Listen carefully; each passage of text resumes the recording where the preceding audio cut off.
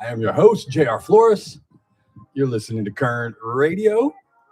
Check us out online at kernradio.com. You can download the Kern Radio app to your smart device and take us on all of your summer vacations. Plus, you can find us on social media, Facebook, Instagram, and X. Just look up Kern Radio. You can also find us streaming live on YouTube. That's right. Head over there right now. YouTube, search up Kern Radio, subscribe, and hit that notification bell. And you too can watch us broadcast live from the Kern Radio studios. They are powered by Adaptive Networks. For your IT needs, call them 661-241-0638. That's 661-241-0638. It is Adaptive Networks. And welcome to the JR Show. Does the air just not work in here, Chris? Because it is baked up in this mug. Feels like Ralph Bailey's been sitting in here for 3 hours. Did it kick on? I thought I kicked it down, but that bad boy don't feel like it's kicking on. It is. Ralph was having the same issue yesterday. Sauna in this room. My goodness, I'm going to walk out. Something clogged up there in those vents. I'm going to walk out and lose 5 pounds after today's show just by sitting in here. It is a good one. I promise. We do have a great show for you lined up. We're going to talk about all kinds of things. A family is protesting downtown, or was yesterday, I believe, in front of the district attorney's office, which always gives me a reason to talk about our great district attorney and the great relationship that I have with her. So I'll tell you why that family is protesting. It's actually a story that I mentioned last week when I brought up the case of former district attorney Ed Jagels and his alleged drunk driving episode. And so I had made mention of another case that had just took a plea deal. Well, the family is upset about that. I'll tell you about that case and what the family is saying, and what the family is saying the district attorney told them. Again, any reason I get to talk about the district attorney, I just do it. We'll also give you more insight onto the federal probe that Governor Gavin Newsom has said that the Trump administration has launched on him. More insight into some of the family's business practices, or business handlings, we should say. Lots of real estate exchanging hands in some mysterious ways. I'll break down some of those things that the Department of Justice may just be looking into when it comes to Mr. Newsom. And some news out of City Council. Somebody is deciding not to run for reelection. No, it's not Andre Gonzalez. Just throw that out there right now. I'll tell you who did make the announcement that they are not going to run for reelection to City Council, who may be taking their place, or at least what names are already known to be in the rink, at least as far as to replace Mr. Ken Weir. And we'll also look into the bigger picture of the City Council in its entirety and what seats are going to be up come November. That filing for City Council, if you want to run, opens up July 13th, I believe. And so that'll open up for a host of seats that will be up for re-election come November on the City Council. So we'll see we could possibly see a whole new makeup, all new faces on the City Council. We'll get into the discussion again, who's not running, who is actually up for, what seats are actually up for re-election. And we do have a guest. You guys might recognize the name, or at least the voice and the face, from her time spent here in Bakersfield in local media. She worked at KBAK, I believe, for a little bit, Channel 29 with our colleague down the hall, Mr. Greg Kerr. And I believe she also spent time at KGET, Channel 17. Ali Triolo will join us. She is now with the Republican National Committee. She is the communications director for election integrity. And they have a case in the Supreme Court that has to do with mail-in ballots and how long you should be allowed to count those after the election, after election day, after the election has been closed, the polls are done, 8 o'clock on Tuesday.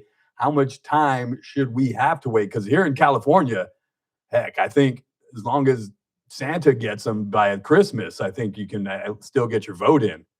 So we'll talk with Ali Trijilo about that. Again, she is with the Republican National Committee, made it all the way up to the big time. She used to just work here, KBAK, and then she moved to 17, and then she went to the county. She was the county public information officer, who is now Erin Briscoe Clark. She preceded her, and then she worked, I believe, in either Valadeo's or Fong's office. That's how she got over to Washington, and then from there is now with the Republican National Committee, and we'll talk voter integrity with her. And then we'll also get into the other news that broke after I had got off the air, kind of during Ralph's show. I ran down the hall and was like, hey, it looks like the County of Kern is suing the City of Bakersfield. So we'll talk about that lawsuit, that pending lawsuit. I tried to get somebody from the county on. They said that they are not allowed to comment on pending litigation.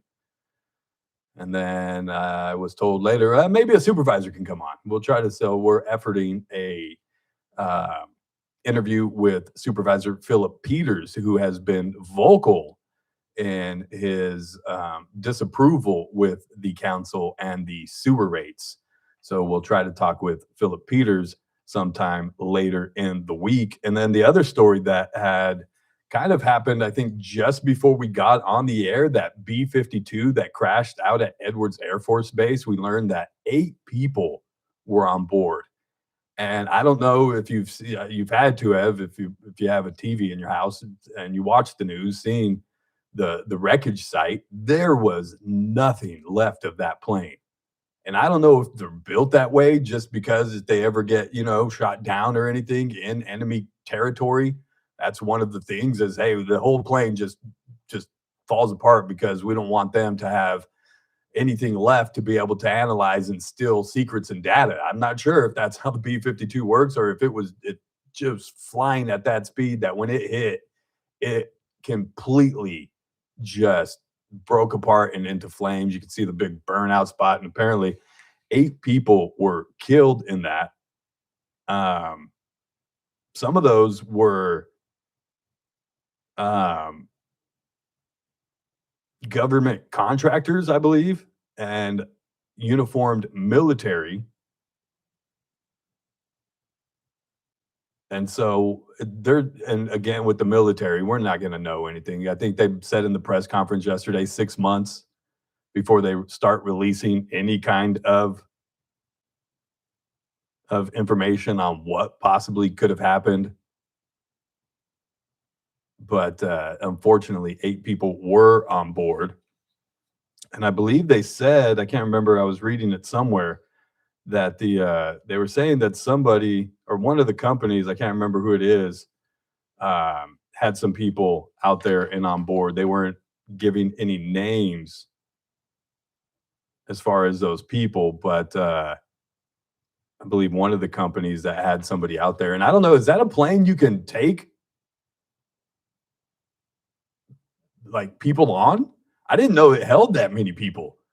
I didn't realize the B-52, and I'm just ignorant, I guess, when it comes to military and their equipment, because I didn't know the B-52 carried that many passengers, 8 passengers. I thought it maybe had a crew of 4. You know what I mean? 2 pilots each. When they go on long flights, they swap out, take naps, get up, do it again. But apparently 8 of people on board that flight. I don't know if I could get on a B-52, Chris. I could barely get on a regular Boeing 747. Yeah, after everything that's been going on these last couple of weeks, I'm not getting on anything. Not a helicopter, not a plane. I'm driving from here on out. Yeah, because what was it? The helicopter crash? Why do I need to leave California? Just who needs to leave Bakersfield? State? Everything you need is right here. Oh wait, no, don't get crazy. No, we're leaving Bakersfield. I love this community. Do not get me wrong, but everybody needs a vacation. You just don't gotta leave the coast. Yeah.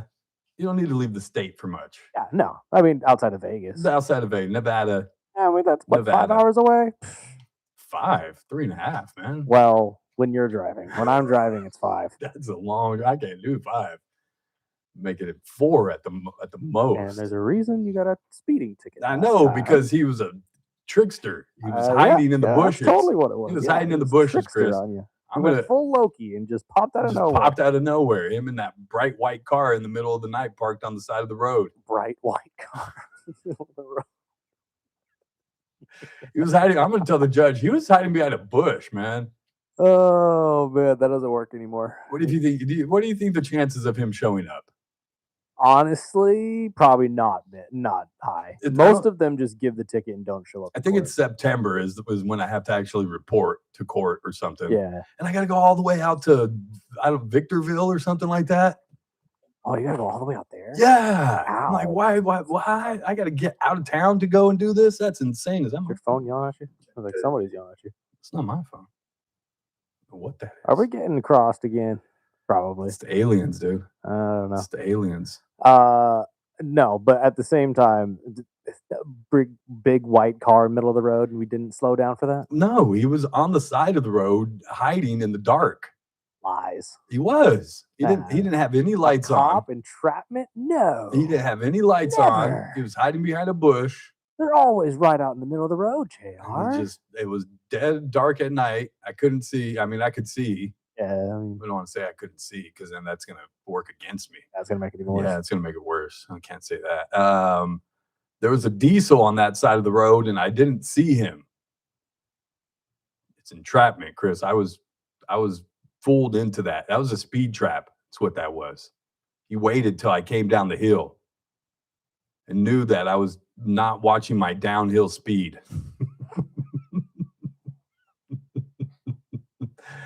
So, but no, yeah. Did Ralph say? I heard Ralph say that we were talking about it yesterday. The woman that got thrown off the bridge. He did talk about it briefly. That she was alive when she hit the ground. That is the rumor that I've seen as well. That apparently she was alive when she hit the ground. I'll have to read more about that because we were talking yesterday. Hopefully, she just never knew. I also found out she's not American. She was Brazilian.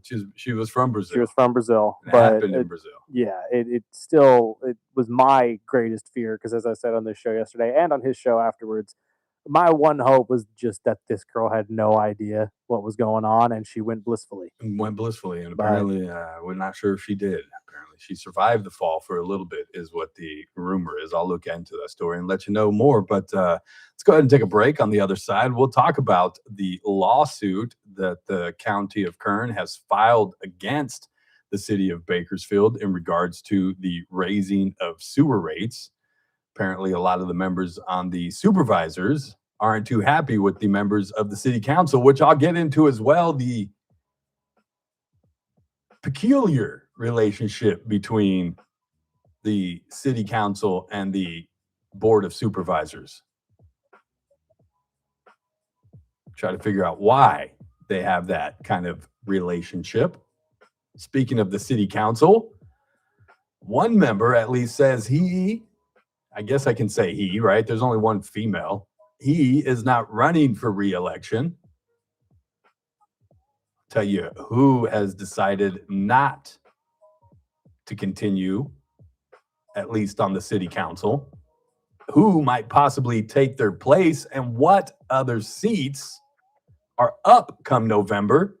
If you plan on filing, I'll tell you when the filing window opens. There are a couple of names out there that are already in the hat for Ward 3, Mr. Ken.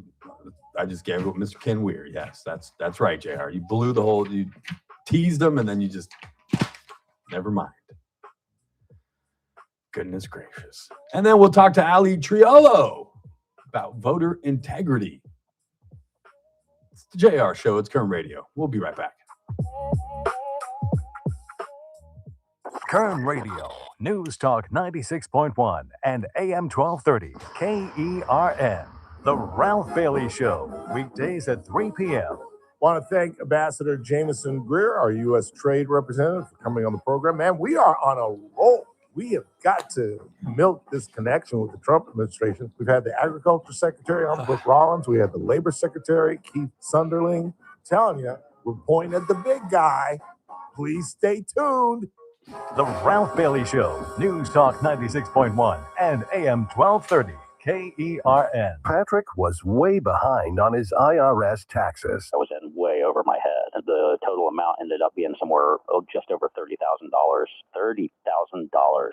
Then the IRS came to collect. Started getting letter after letter. A lien had been filed against me. They were going to basically hang me completely out to dry. He had to do something. That's when I reached out to Optima Tax Relief. Patrick's life quickly got a lot easier. It was very easy, pretty much hands off. They picked up the ball and ran with it. And how'd it go? I couldn't believe it. I had to ask 2 or 3 times. I saved an incredible amount of money. How does Patrick feel about Optima? Couldn't be happier. They definitely helped me. Optima Tax Relief, the best place to call. They're the best in the business. Do what Patrick did and call Optima Tax Relief for a free consultation. Call 800-343-6460. 800-343-6460. 800-343-6460.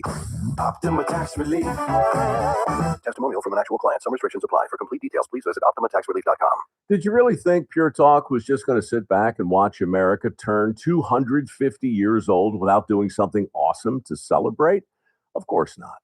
That's why they're raising $250,000 for America's Warrior Partnership by the end of July. America's Warrior Partnership is on the front line of preventing veteran suicide. They've had extraordinary success, and here's how you can help. When you switch your cell phone service to Pure Talk this month, you'll be invited to round up to support America's Warrior Partnership. No pressure, but if you do, Pure Talk will match your donation dollar for dollar. And to further celebrate 250 years of our extraordinary democratic republic, Pure Talk is offering unlimited talk, text, and data for just $34.99 a month. Dial pound 250, say Mike Rowe. That's pound 250, say Mike Rowe. And happy birthday to us. Are you looking for a hospital that truly cares for your health and well-being? At Good Samaritan Hospital, they provide high-quality medical detox, psychiatric services, and medical and surgical care. They accept most insurances, including Medi-Cal, Medicare, and Kern Family. They offer Kern County's longest-standing inpatient detox program with dual diagnosis that combines medical care and withdrawal management all under one roof. Learn more at GoodSamaritanHospital.com or call 661-215-7500. Good Samaritan Hospital. They care for their community. Did you know termites can silently feast on your home for 3 to 4 years before you see any damage? They can literally eat a bedroom wall in less than 2 years, causing major structural damage to your biggest investment. Don't wait for the evidence to appear. Ryan's Termite is running an early bird special. If you know or even suspect that you have termites, get on Ryan's schedule now for an additional 10% off our already lowest price. All work is guaranteed. There's no money down and no contracts. Plus, in most cases, you won't even have to move or tent your house. Protect your home and save. Call Ryan's today. That's Ryan'sTermiteControl.com. Hey folks, Scott Cox here, host of the First Look with Scott Cox program, heard right here on KRN 6 to 9 every morning. You're listening to the JR Show. Join me tomorrow morning, 6 to 9, right here on KERN.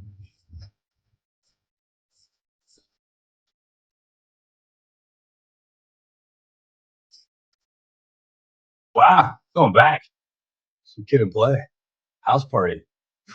Welcome back. It's the JR Show. It's Kern Radio. Check us out online at kernradio.com. This came out. Oh, we got a phone call. We do. Who do we got? Wait, hold on. Let me guess. 49er Larry. You are correct.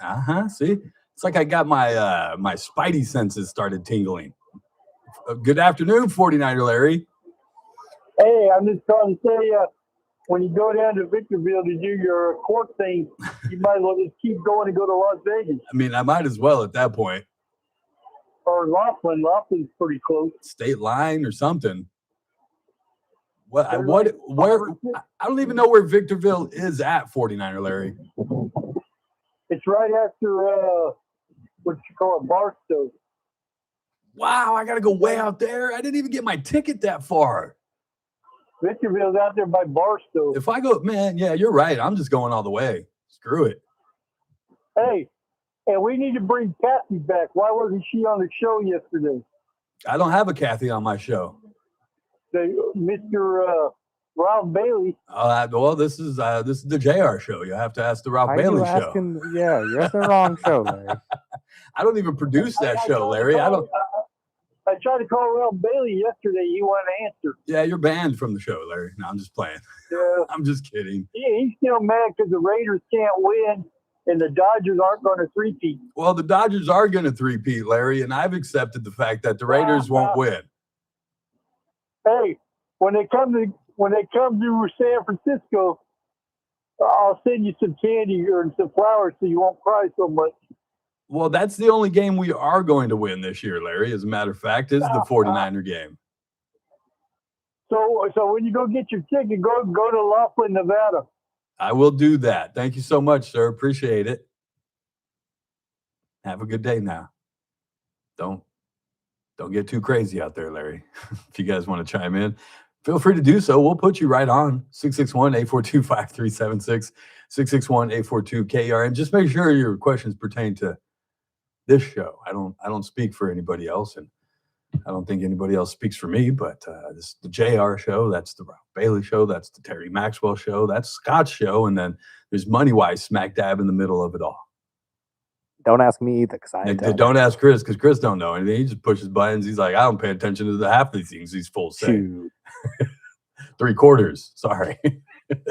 gave you too much credit there. Goodness gracious. It's almost like the supervisors against the city council. But speaking of which, the County of Kern, as I said, broke late yesterday afternoon, and then I had posted it on my social media pages, and it's got like over 80,000 hits, Chris. I'm like, what?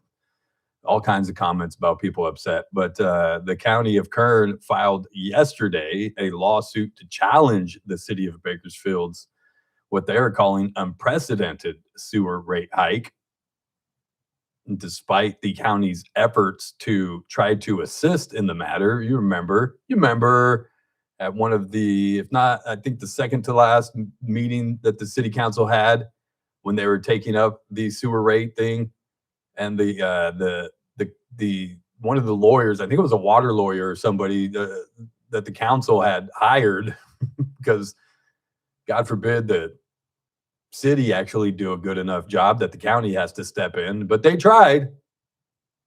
And I know that a lot of people aren't thrilled with the bonding, meaning basically we're borrowing money and we'll have to pay back an extremely large amount more than what we borrowed, as you typically do, and how this is just, that basically is just kicking it down the road again to, our kids and our grandkids.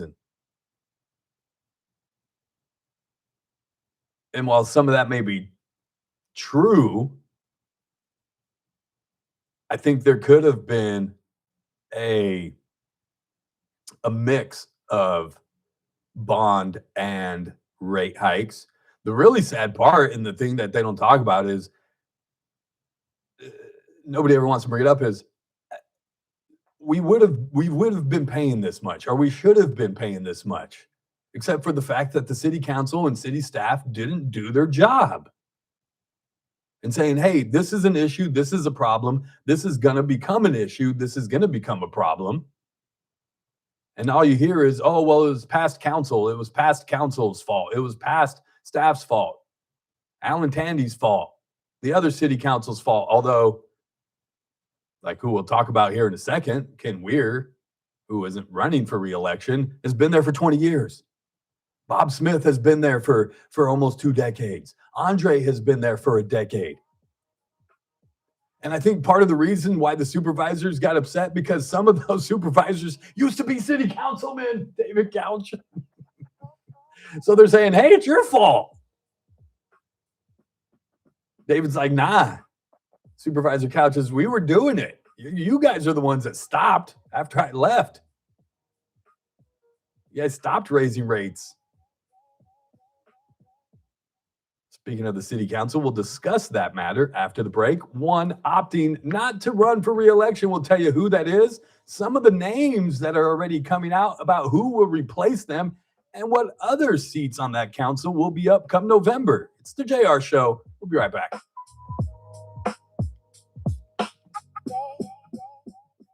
With SRN News, I'm Bob Agnew in Washington. Iran's top diplomat says that the tentative deal to end the war with the U.S. will require Israel to withdraw from Lebanon. That's a condition Israel has already rejected. Iran's foreign minister said today that Israel's presence in South Lebanon violates the deal, the contradictory interpretation threatening to sink the agreement and lead to the resumption of all-out war. Israel is in that part of the world because that's where the Hezbollah terrorists hole up and fire their missiles at Israeli civilians on a regular basis. U.S. allies at the Group of Seven summit pushing the war in Ukraine back onto President Trump's agenda. The European conflict of late has been moved to the back burner due to the world's focus on Iran. The bond market set to keep a close eye on the Federal Reserve tomorrow as it holds its first policy meeting with the new Fed Chairman Kevin Warsh at the helm. On Wall Street at the close, it was a Dow up 329 points. This is SRN News. Are you carrying more than $10,000? Headlines from the KERN newsroom.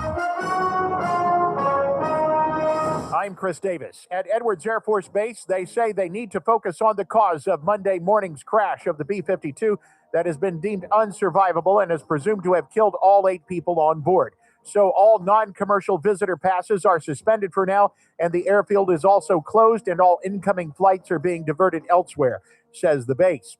Ruben Gutierrez Garcia may have had enough drugs on him to earn him a 2-decade sentence when that sentence is handed down next month, and that's partially because of some new sentencing laws requiring tougher sentences for people who have a lot of drugs on them.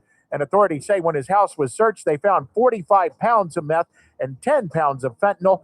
He was found guilty of possession last week.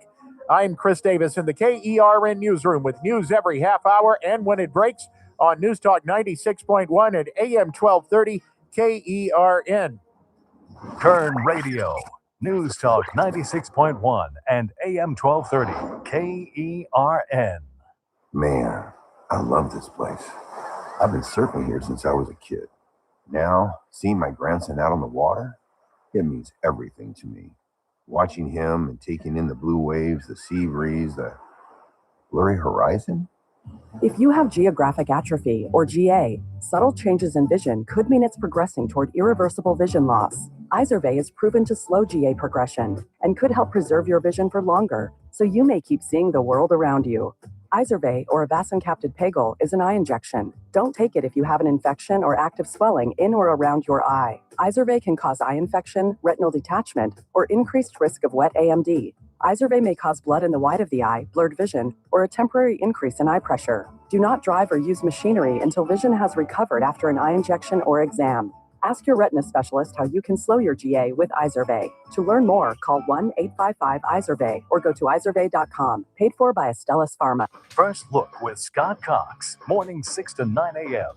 On the Wednesday edition of the First Look program, we'll talk a little medicine with our friend Dr. Vip Dev. John Cox from the California will join us to administer the news quiz, and we'll back all of that up with state-of-the-art news and traffic and, yes, weather. It's all happening 6 to 9 a.m. right here at News Talk 96.1 and AM 1230 KERN. News Talk 96.1 and AM 1230 KERN. It's that man again, Ralph Bailey. You're listening to the JR Show on News Talk 96.1 and AM 1230 KERN. Keep it locked. TRBS coming up at 3.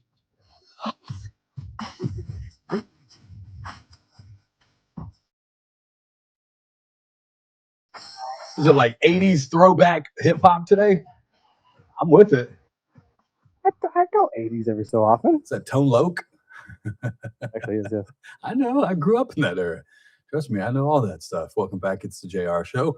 It's Kern Radio, online, kernradio.com, on the Kern Radio app, on social media, Facebook, Instagram, and X. Kern Radio, also streaming live on YouTube.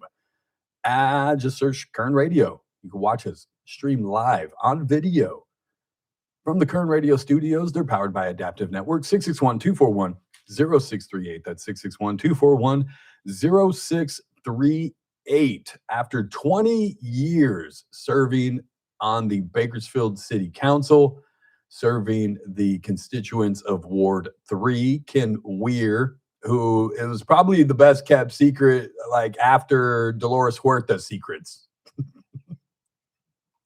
I'm sorry. It's a bad joke. I know. But really, we all knew already that, at least it was speculated and rumored and said that Ken Weir wasn't going to run. Now, it wasn't official. I get it. Ken hadn't officially said it himself. But heck, I thought he had stopped last year when he didn't show up to more than half of the meetings. Now, I understand he's sick and is battling his health issues. And I don't wish that on anybody. I think Ken, in his 20 years, has done a fairly good job. If I would have to critique him, at least in the years that the last, I don't know, decade or so that I've been paying attention. I remember we would always talk to him. I'm not just talking. He was a money guy. He's I think he's a CPA, but knows numbers, knows budgets, knows all those kinds of things. So I always thought he was the kind of person that we needed on city council. Especially as of late, he has seemed to at least speak up and be more vocal than I have seen him be in the past. But apparently he dropped off a letter to the Bakersfield Californian last night, in which he wrote that serving on the city council has been an honor, and he looks forward to endorsing a successor, but was also critical of city spending. Again, the numbers guy. He says, quote, despite my objections, such monies are being used to buy and remodel old motels for the homeless, support an $8 million per year, 300-bed center that allows transients to stay indefinitely, fund park expansions, and the social missions of numerous private organizations, Weir said, referring to the city's use of public safety and vital services money, meaning Measure N money. Back in November, he had revealed that he was undergoing treatment for cancer. Like I said, he had missed at least half of the meetings last week or last year, and that's when I started to kind of call for him to step down, step aside. It's nothing, again, it's not a reflection on the work that he's done on city council. It's more of a reflection on, can you be there? And it's my same argument for wannabe assemblyman and city councilman Andre Gonzalez. Like, if you're gonna go and run for a state office, and that's probably gonna come and take up a lot of your time over the next couple of months, go focus on that. Let somebody else come in that can focus on the city, the city's needs, balancing a budget, getting our spending in order, so we're not wasting it on giving private businesses money so they can move to certain parts of town, or painting murals everywhere, or throwing $2 to $3 million into one park. Or like he mentioned, Brundage Lane Navigation Center, where you have people that have stayed there probably since it's opened. And I'm sorry, that's not what those places are intended for. You get people in, you get them the care they need, you get them up, you get them to become productive members of society. You don't just give them a free place to stay. Same thing with these hotel vouchers. It's the same drift. It doesn't do anything. And so I wish Mr. Weir well in his fight against cancer and his health battle. I hope that and I pray that he can survive that and have a long and healthy life. And I don't know if he's going to retire completely or if he has, but he's been great up until the last year or so, when, again, it's not a reflection on his work. Just if you can't be there for whatever reason, health, looking for another job, then that's when you need to go, hey, I am not in the best capacity to represent my constituents. And I think that kind of played into this decision. Again, it's the best, worst kept secret, because I knew, and I think I'd been saying it for the last couple of weeks, Ken ain't running. I've already been told. It's official now. And so now that it is official, I know there's been some candidates that have already kind of thrown their name out there in hopes to try to get ahead. Do you know this kid, Chris? In February of 2025, a local professional fighter, J.C. Lamas, known as the Leg Lock Monster, announced his intention to run for Ward 3 seat. Spell his last name for me. Leg Lock is spelled. No, I'm just playing. Lamas. I think it's Lamas. Yes, sir. J.C. Lamas. I don't think I know this guy. I don't think I've ever heard of him before. Yeah, I never heard of him either, but apparently he announced back in February of last year. It's a little premature there, but we'll have to see if he's still running because the window technically doesn't open up until July 13th. And so you'll have a little less than a month if you do plan to run for any one of the open seats that's going to come up for city council. And I'll tell you which other ones are options if you don't live in Ward 3 and you don't want to replace Ken Weir. There's plenty of other seats in the city that are going to come available as well, but the filing period doesn't start until July 13th. So you have about a month to think about it, but then you got to do it quick because then you only have till August 7th to get your paperwork in, and you got to collect, I can't even remember how many signatures it was, 10, 20 signatures or something like that, and get all your paperwork turned in. And so they can get you all squared away as an official candidate. But apparently there's the one, J.C. Lamas, who is also known as the Leg Lock Monster. There was a kid, and I call him kid, not because he's really a kid, but he's younger, way younger than I am, that had announced, and this was, goodness gracious, I think towards the tail end of last year, Seth, and I got to remember what his last name is as well too, but he had announced, again, he's younger. He has a shop up on Alta Vista for fighting. That's what somebody told us. He has a fighting shop or something. But Seth had announced that way. I was gonna say if it's a karate gym of some kind or some sort of martial arts gym, I think I know this one because it's down the street from my mom's house. Okay, yeah, they said it's up on Alta Vista. I think. Yeah, that one I think I know. Might be the same guy. Maybe He's the Leg Lock Monster. Is that who it is? Sounds like a great candidate. I think all of our candidates should come up with clever nicknames. Is there going to be a UFC fight to determine who's a top candidate? Yes. I mean, we're already fighting on the White House lawn. We might as well go for the broke. And Bakersfield's now known, or Kern County, I should say, is now known for crazy fighters. It is. He's a Leg Lock Monster, apparently. So, that popped up as the first thing that pops up here, including the name of his gym. But yeah. I don't know if he's still going to opt to run. Again, he did it February of last year. Last year, not 26, February of 26, February of 25. Also, far be it for the white boy to chime in and try to figure this out, but isn't it Yamas? Yamas? 2 L's is pronounced like a Y, isn't it? I have no idea. If anybody wants to chime in and tighten me up, I'm not sure. But Yamas? I think Yamas? I'm not sure. I don't know. I'm American, Chris. I read things how they're spelled. So I'm saying the white boy shouldn't be the one coming in. I read things how they're spelled. If you have an L, that makes an L sound. What about llamas? Llamas. If you had 2 L's there? Yeah. Still llamas? Still llamas. No.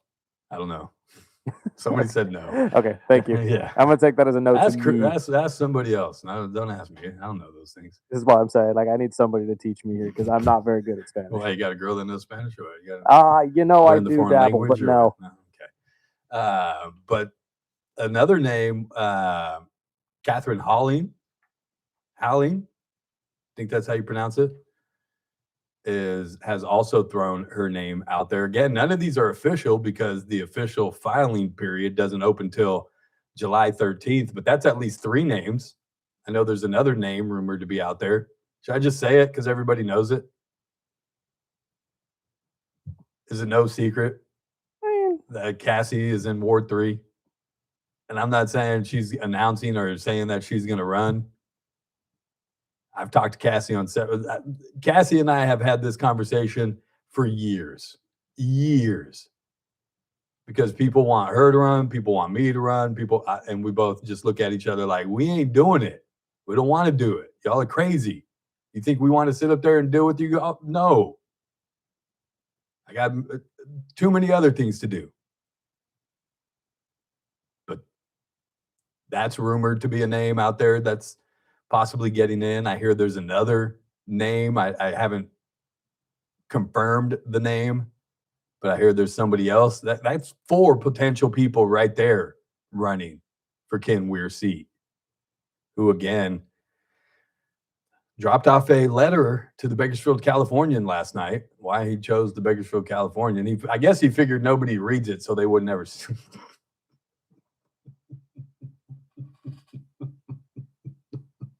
Small joke. I'm not even gonna say that's wrong because that's on them. I mean, you'll get your newspaper 3 days from now inside of your mailbox. It's fine.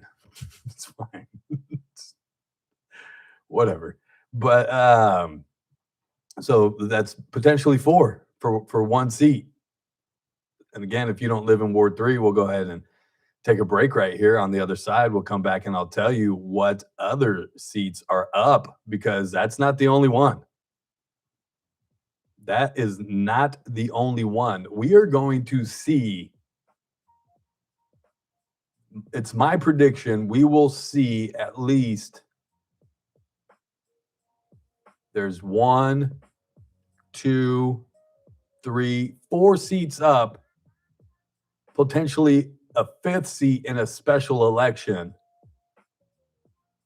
We could see at least 3 new faces to the city council come November, which could drastically change the trajectory of our city.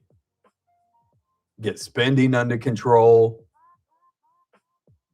get these little pet projects out of there, start focusing on what the city really, really needs. I'll tell you after the break what other city council seats will come available, as Ken Weir is not seeking re-election. In the second hour, we'll speak with Trijilo.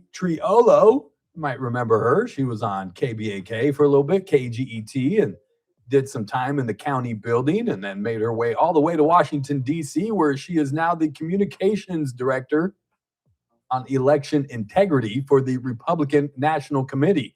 We'll talk to her about a case before the Supreme Court that has to deal with mail-in ballots, something we know too well here in California. I think they're still coming in. We'll talk to her, and there's something else. What else was on my little docket? Oh yeah, the Kern County District Attorney. How could I forget my favorite topic? Somebody is upset, other than myself. Somebody else is upset with the district attorney.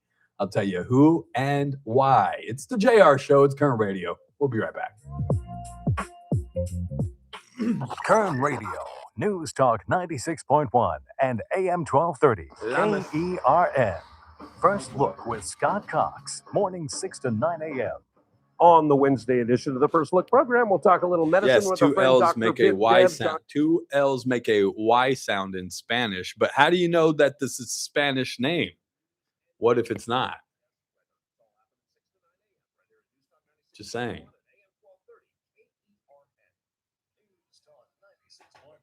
So,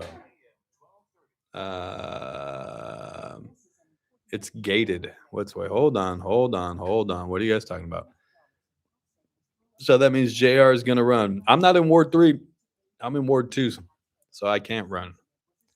Overhaul the council and get a new city manager. Yep, but first we have to get rid of the city council, because the city council hires the city manager, and that's a whole process. Catherine Halling for Ward 3, city council. That's what I've heard. But there's 2 other names out there, Seth, and there's another one. And well, there's 2 other potential names that are being thrown out there besides the 2, I guess 3 now with Crazy Legs Lamas, or leg lock Lamas. There's 3 names, not officially, but unofficially, that have announced. The city should have followed the county's recommendation. Yeah, I think so. I think so. I'm not Ralph's producer. I am Ralph's supervisor, technically. I guess you could say. I'm technically Ralph's supervisor. I'm his boss. So technically I'm his boss. Why don't they take some of the abandoned army bases and turn that into a homeless community? It has commissary, hospital, barracks, and extra buildings that can use as vacational training centers. And it's gated. What?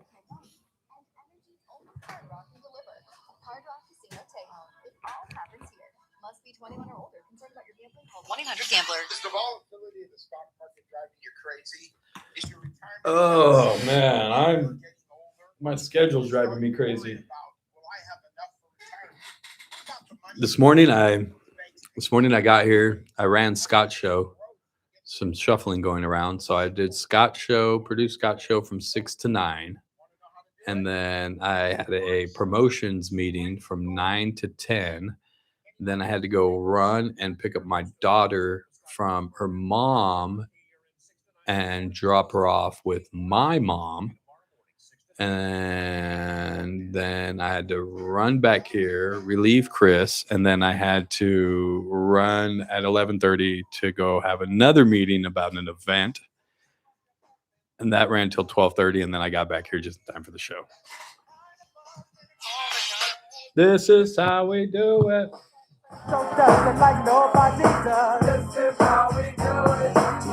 Moved up to the 90s a little bit, I think. What, early 2000s maybe? Is this? No, this is 90s. I'm sorry. Is it?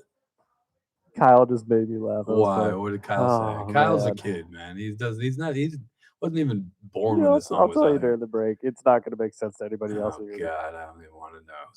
Welcome back. It's the JR Show. It's Kern Radio. You can chime in at any time. 661-842-5376. 661-842-KERN. You can call in. You can text. You can also jump in the chat on YouTube as well, as I tend to jump in there during the break and chop it up with y'all in that one. Anybody on the text message board, though, sir, for the day yet? Just one here from Lisa. It says, Hi, Lisa. Says, don't get another speeding ticket on your way to court this time. Speedy Gonzalez. I'm not going to court. I'm just going to send in the money, I guess. I don't even know. I don't know. What do you actually have to do? No, yeah. Because obviously, if you show up, they'll probably reduce it as they normally do. Okay, but I had to spend $50, $60 to get there and back on gas. So was it worth the $100 it's going to save me by showing up? Is $50 worth it to you? At that point, I mean, unless I do what 49er Larry said and just keep on going. In this case, I mean, he's a wise man. That's the only time he's made sense. It's true. And you know what? It just so happens to be about Vegas, but it is what it is. I mean, this is the only time I will probably ever take 49er Larry's advice. Just saying. Thank you, Larry. Great tip. But I am not going to Victor. That's crazy. That's just insane.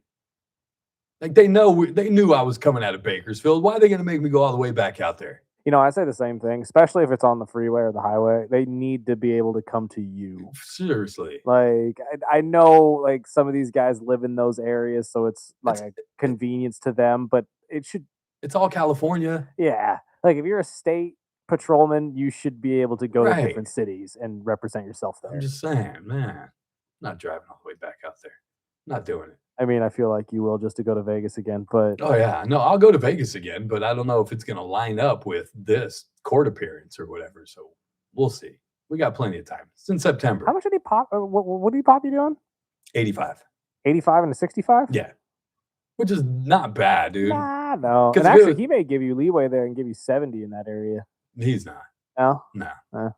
It's a 65. It's a speed trap, dude. It's set up that way on purpose. True. There's nowhere else on that stretch of road between Bakersfield and Vegas that isn't 70, except for that little spot. It's a speed trap. I'm telling you. It's a setup. I'm going to fight this thing.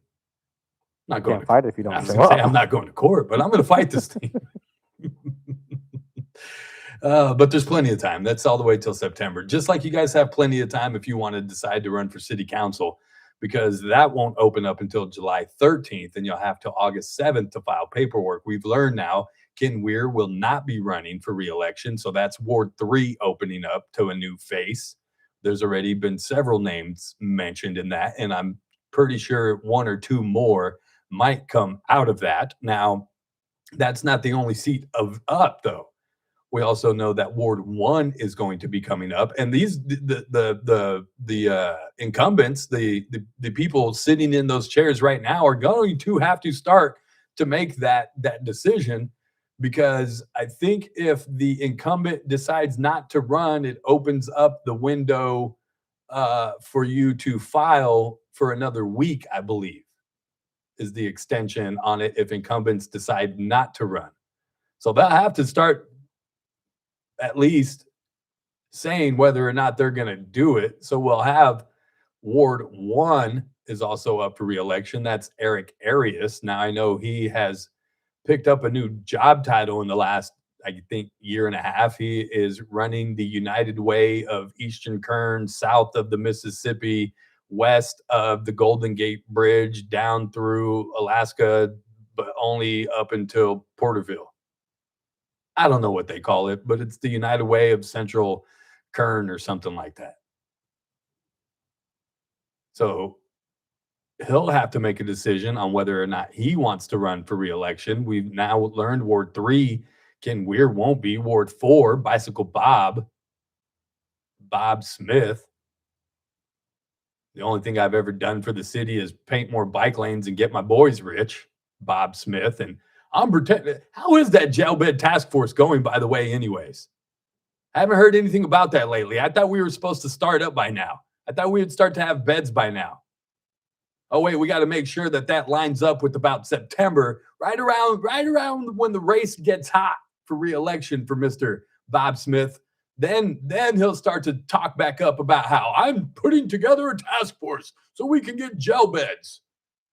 I know I've been here for 17 years and I've done nothing else, but by golly, I'm going to get us jail beds because I know how to build beds that are expensive. Thanks, Bob. Appreciate all your work up there. Somebody, please, if you live in Ward 4, please think about running. And then we have, what was the other one? Where did I write it down at? Where's my sheet of paper? Bob Smith, and then our wannabe state senator.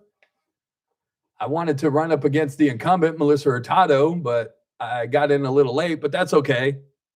Manpreet Kaur will have to make the decision on whether or not she's going to decide, I knew I took a shot at trying to be a state senator, and I kind of have the Andre Gonzalez syndrome where if there's an open seat, boy, howdy, do I want to run for it. I know I've only been on the city council now for, this is my first term, and I thought about leaving, but I promise I won't, and I want to still be a city councilwoman. My name is Manpreet Kaur. My signs are not a dental ad. It is a political campaign. Great smile, by the way.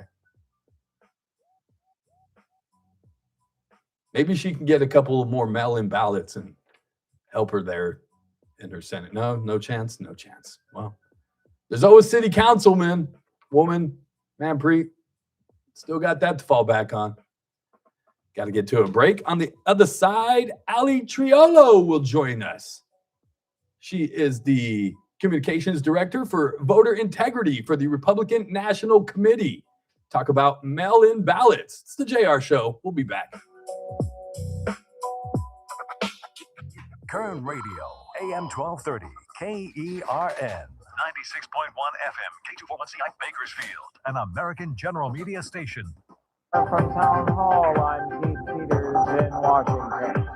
Georgia's Republican primary is happening today where President Trump looms large. Republicans waging their latest fight over party identity in Georgia today with runoffs to decide who faces Democratic Senator John Ossoff and Democratic nominee for governor Keisha Lance Bottoms. President Trump is at the center of each contest. The Senate race pits self-described MAGA warrior and two-term Congressman Mike Collins against first-time candidate Derek Dooley.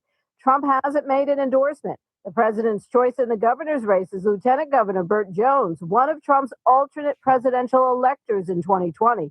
Jones faces billionaire businessman Rick Jackson. Georgia is key to the national fight for control of Capitol Hill.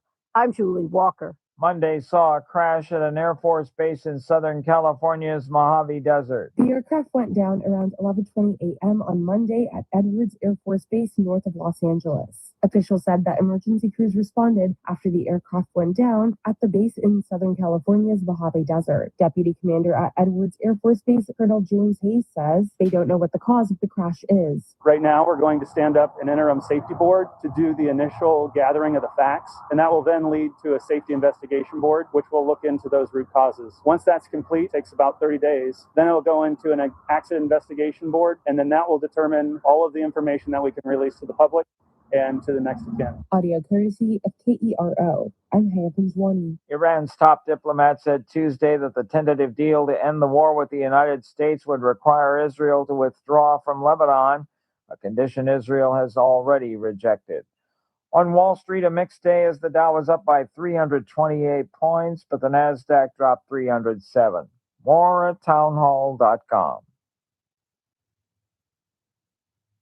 Just hearing the word IRS can make people break out in a cold sweat. No one wants to deal with the IRS, and now you don't have to. The good news is Legal Tax Defense has been successfully negotiating with the IRS for more than 15 years. It doesn't matter how much you owe, whether it's $5,000 or $5 million. You deserve the best in the business on your side, and that is Legal Tax Defense. Even if you're working with someone else and just want a second opinion, there is no cost or obligation to call. They can prevent levies, liens, wage garnishments, even file back tax returns. And the best news about Legal Tax Defense is they won't take your case unless they know they will reduce or eliminate your tax debt. Call Legal Tax Defense right now for a free, no-risk consultation. 800-292-7875. 800-292-7875. You have nothing to lose, but everything to gain. 800-292-7875.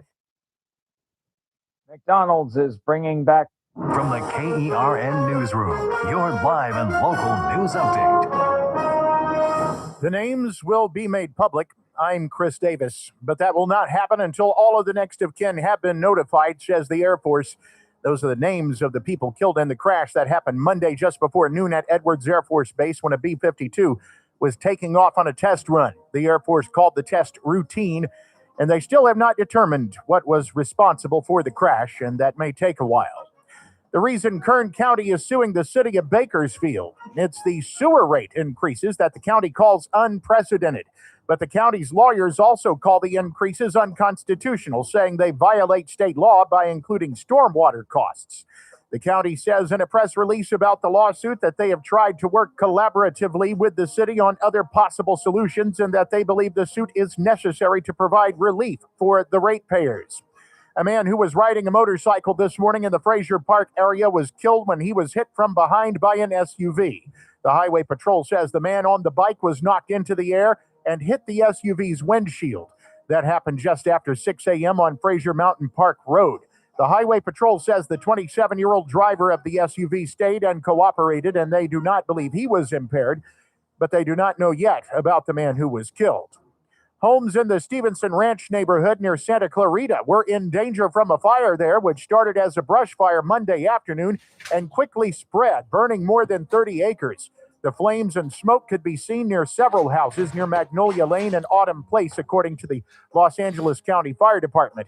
No one was reported hurt in the fire, and the cause has not yet been determined, but it started in a hiking area. I'm Chris Davis in the KERN Newsroom with news every half hour and when it breaks on News Talk 96.1 and AM 1230 KERN. I did not cut my hair. It's all back here.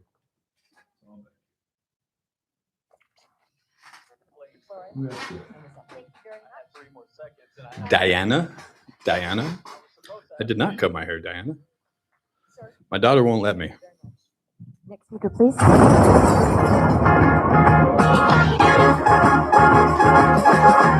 It's the JR Show from Studio 99 at the American General Media Complex. Here is your host, JR.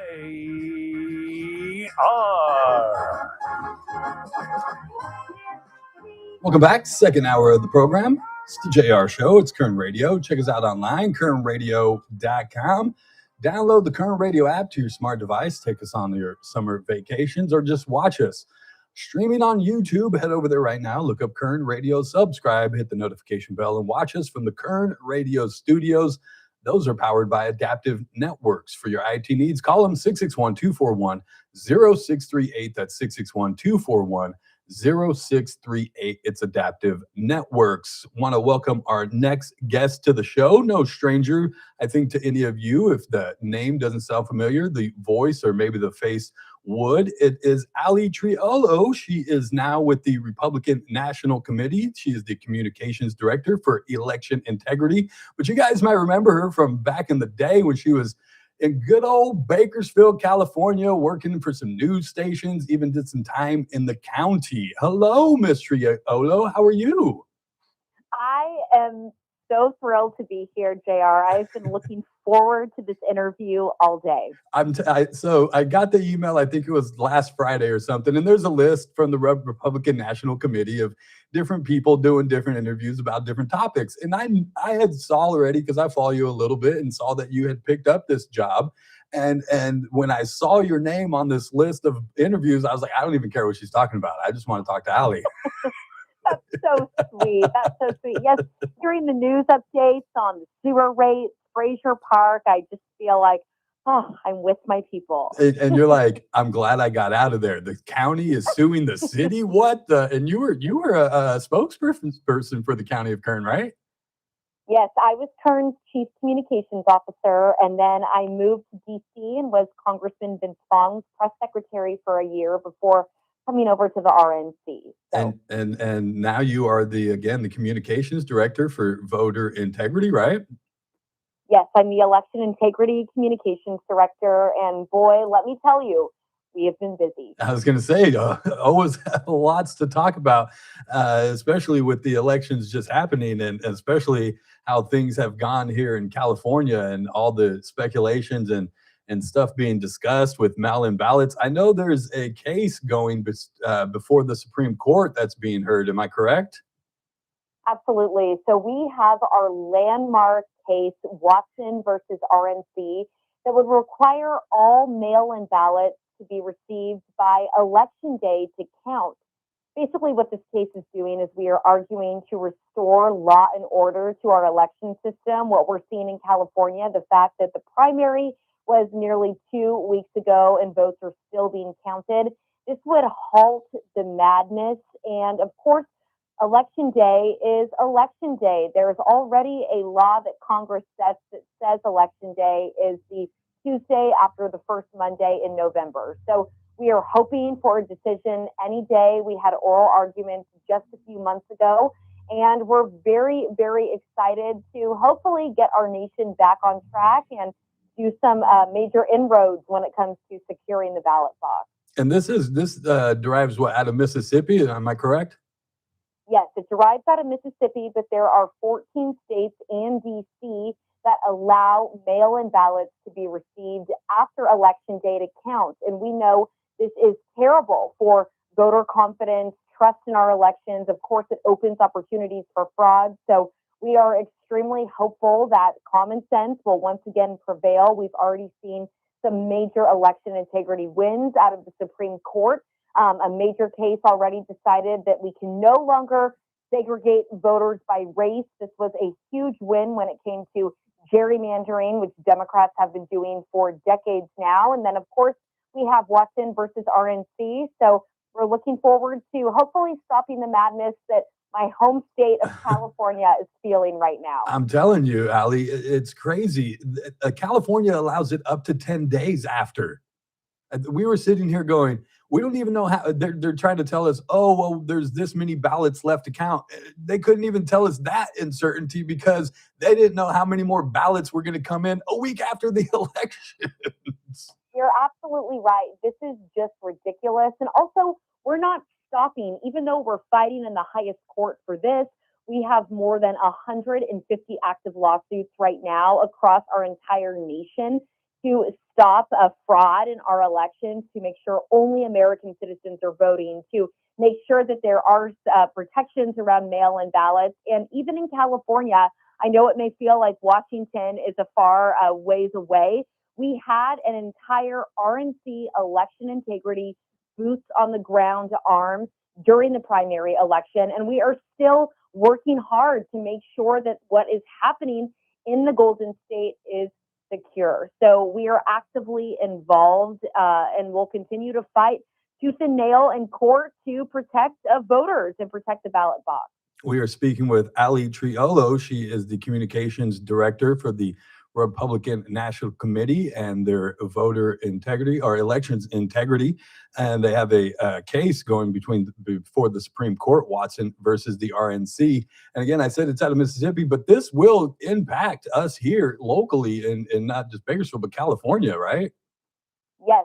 What we are hoping is to get a favorable ruling from the Supreme Court, and then it would stop all of these counting of ballots received after Election Day and set a federal standard that these mail-in ballots have to be received by Election Day, just like going to the polls and voting in person to count. So this madness that all of us are feeling would hopefully be stopped by this ruling. And especially here in California, where it's automatic. It's automatic mail. Like everybody gets a ballot mailed to them. I know this case doesn't touch on that part of it, which I think is a whole nother story. Like that shouldn't be, Ali. I'm sorry.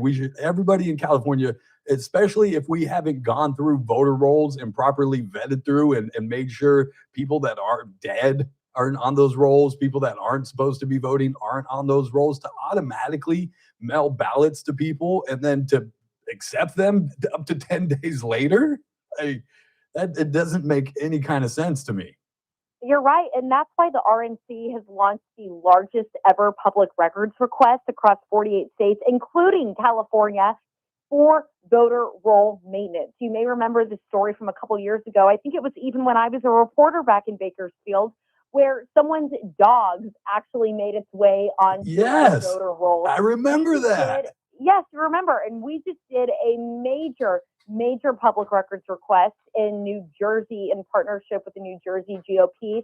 And we uncovered a loophole within that state, which we know is a battleground state as we approach the midterms and the presidential election of 2028, that non-citizens were getting registered on the voter rolls in every single county in New Jersey through their Department of Motor Vehicles. We found hundreds of non-citizens on voter rolls and proof that they were voting in multiple elections. It is up to the states to follow the law and properly maintain their voter rolls.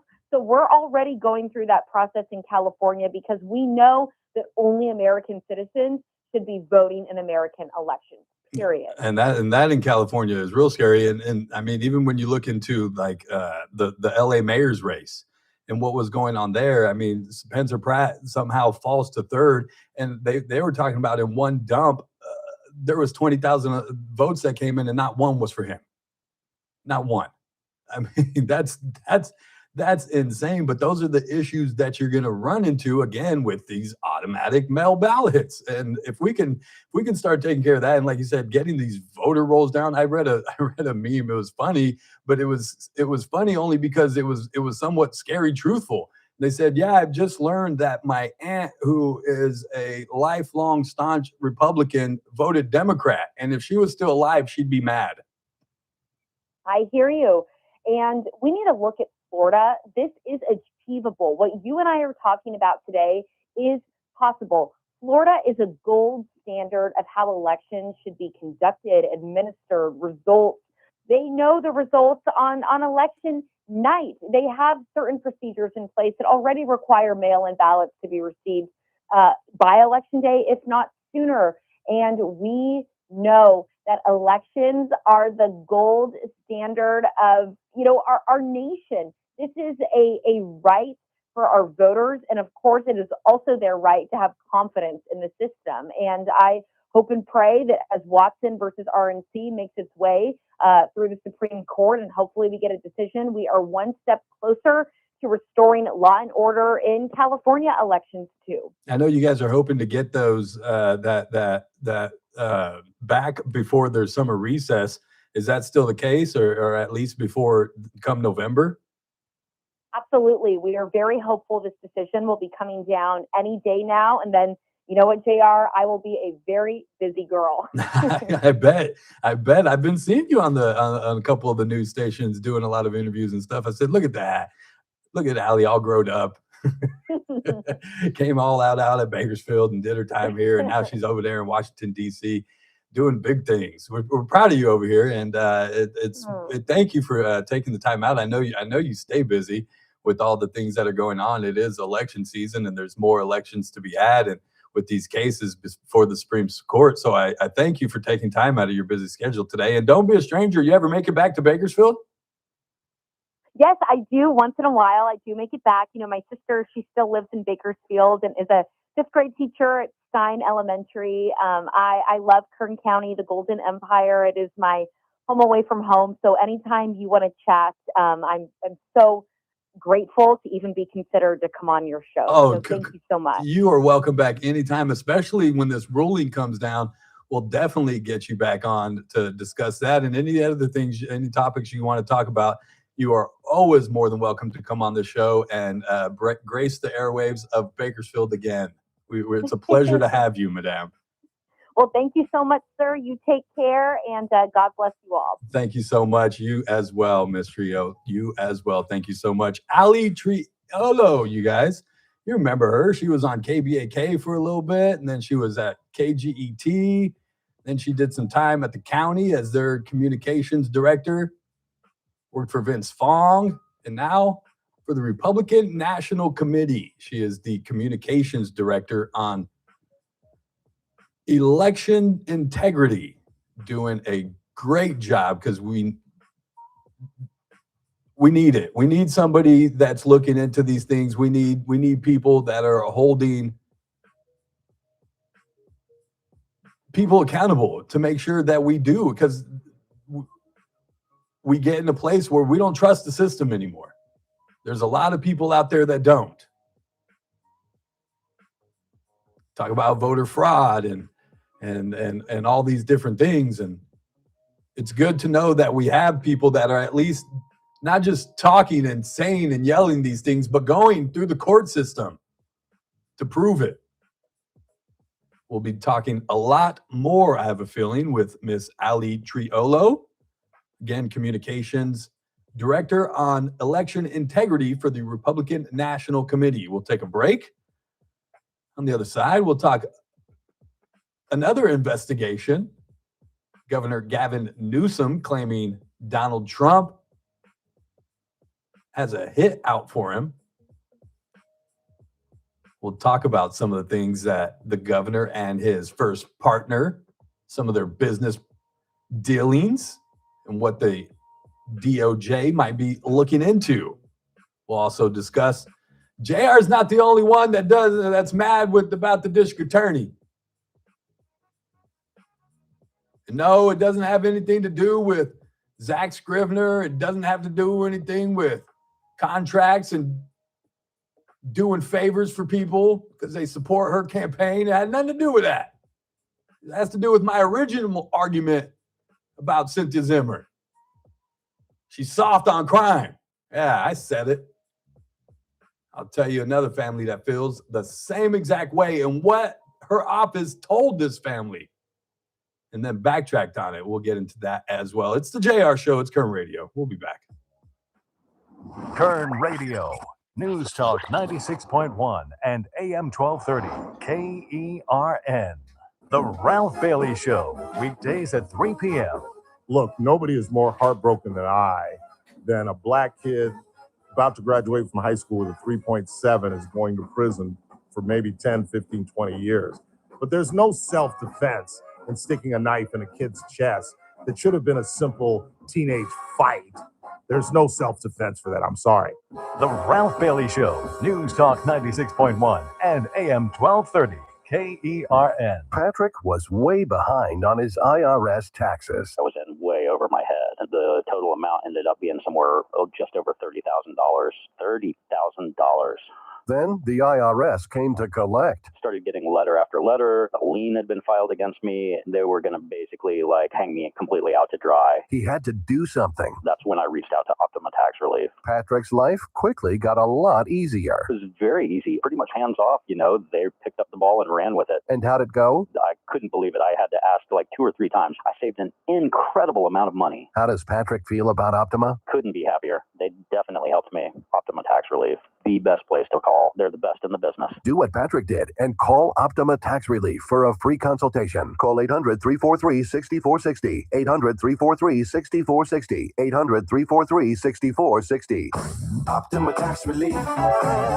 Testimonial from an actual client. Some restrictions apply. For complete details, please visit OptimaTaxRelief.com. Are you craving a mouth-watering sandwich just packed with flavor? Then look no further than Caesar's Deli, where they craft some of the best sandwiches in town. Sink your teeth into our signature classic, Caesar's Special, featuring 2 kinds of salami, premium ham, and the irresistible taste of Nona's secret meat sauce. It's a sandwich experience that you won't forget. That's not the only sandwich they offer. No. Satisfy your cravings with a savory smoked turkey sandwich, or indulge yourself with the loaded pastrami. Or for the adventurous eater, they offer pickled tongue. And here's the best part. Caesar's Deli has incredible lunch specials that are designed to fill you up without emptying your wallet. Plus, did you know that Caesar's Deli has a full-service deli offering a variety of over 60 meats and cheeses? It's a sandwich lover's paradise, and that's why Caesar's Deli has been a local favorite and proudly serving Bakersfield since 1971. Visit Caesar's Deli today and taste the difference for yourself. Located at the corner of Brimhall and Callaway, behind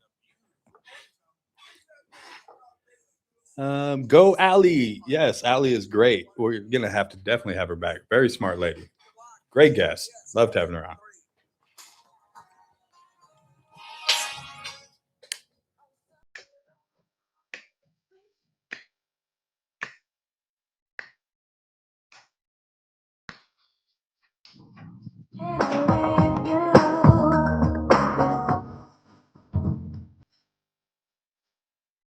Welcome back. It's the JR Show. I want to thank Ali Trijilo for coming on. She is the communications director on election integrity for the Republican National Committee. You guys remember her from KGET and KBAK, also the communications director at the county. Now she's out in Washington, D.C. She went out there with Vince Vaughn. Then she picked up another job out there. Now she's with the Republican National Committee. Good for her. Very smart lady, great guest. We'll definitely be having her back on as the case of Watson versus the RNC that has to deal with mail-in ballots and whether or not they should be allowed and accepted after the official closing of the polls on election day. Meaning, we shouldn't be able. If your ballot gets turned in after that Tuesday, 8 p.m. It's just like if you were standing in line. If you don't get in that line by 8 p.m., sorry. Just because the line is still there doesn't mean after 8 p.m. that you're allowed to get in the line. And so as we get the decision on that case, I'm sure we'll have Miss Trijilo back. She's great again, great guest, very, very smart lady. And she's a local.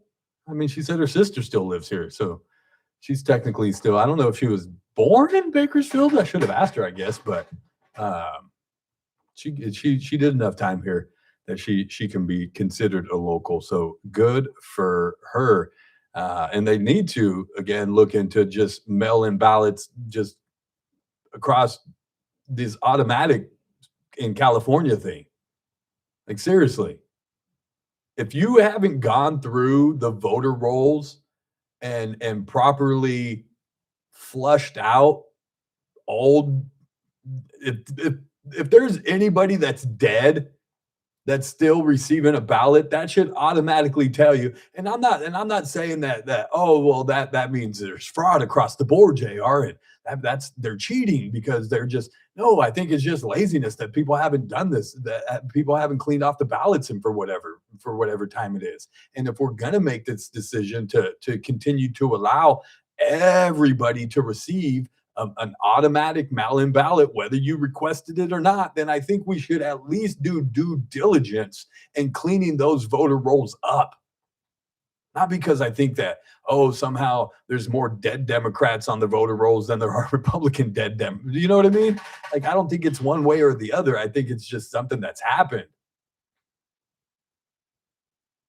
And I think we need to start clearing it up and making sure that, yes, I'm sorry, only American citizens should be voting in American elections.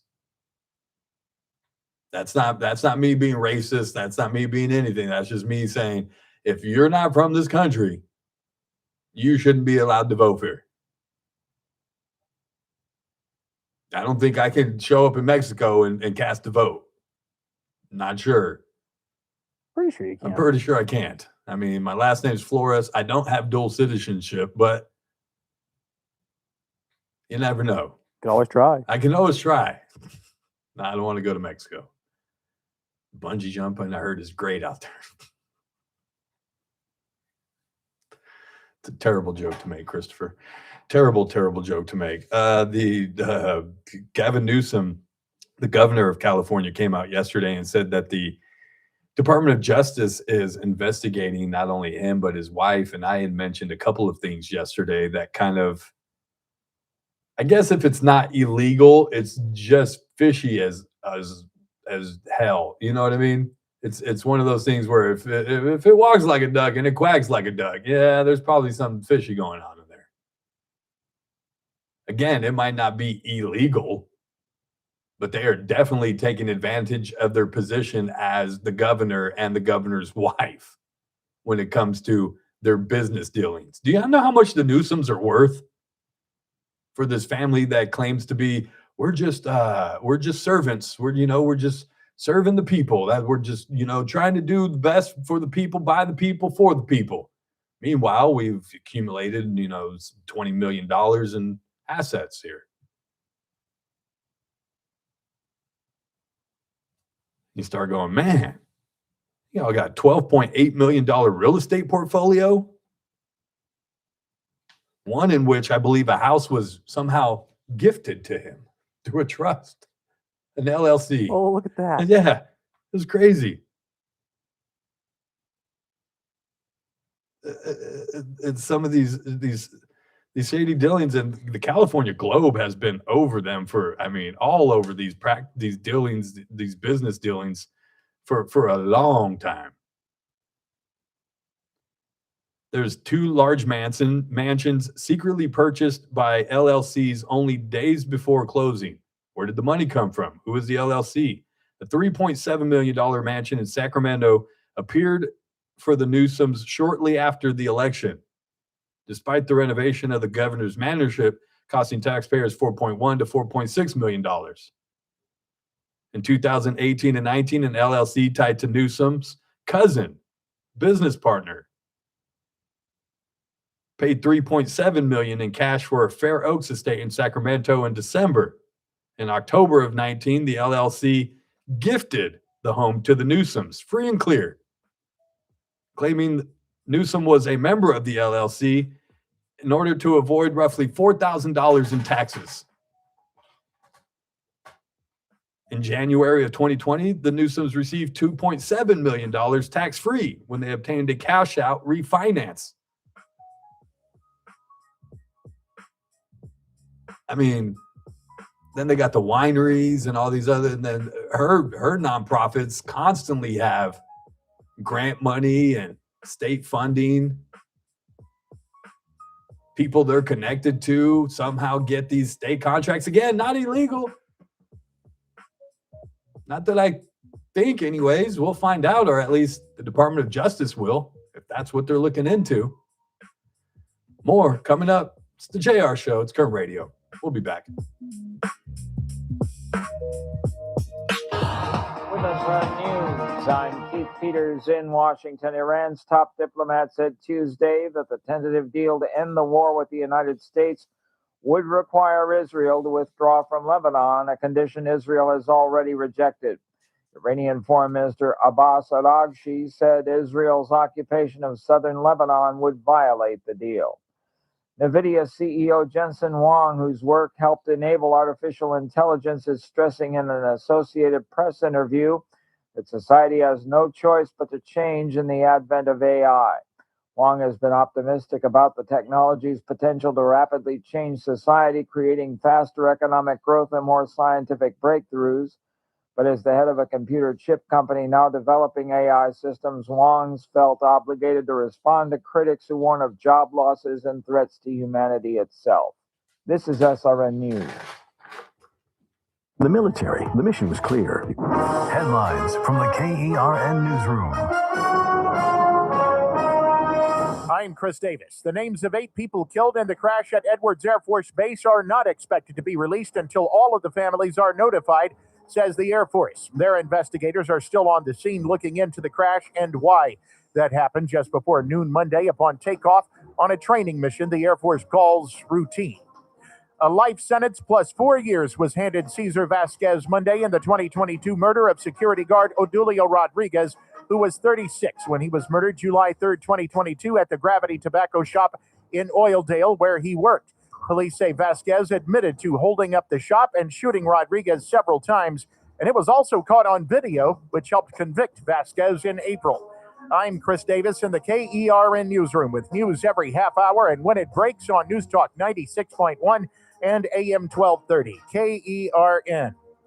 Kern Radio, News Talk 96.1 and AM 1230. KERN. It's Tuesday, and that means 2 more days to get to the Stockyard. What's the Stockyard? Well, it's the little speakeasy whiskey bar right next door to Casey's Steakhouse.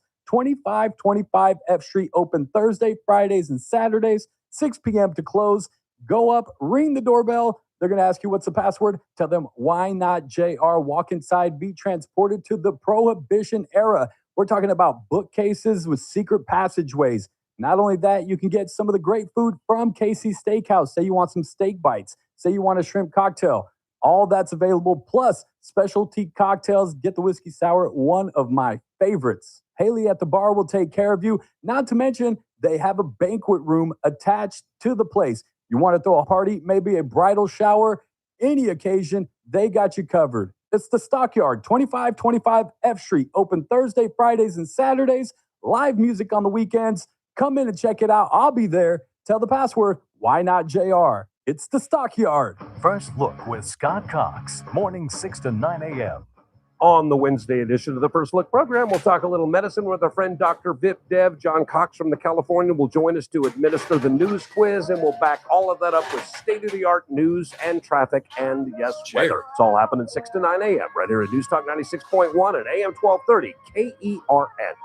News Talk 96.1 and AM 1230 KERN. Hey, folks, Scott Cox here. Then, Anthony, you go ahead and bungee jump. You go ahead. I'll come out there and watch you, and you do it. One, I don't go in circus carnival rides that set up the week before. So, yeah.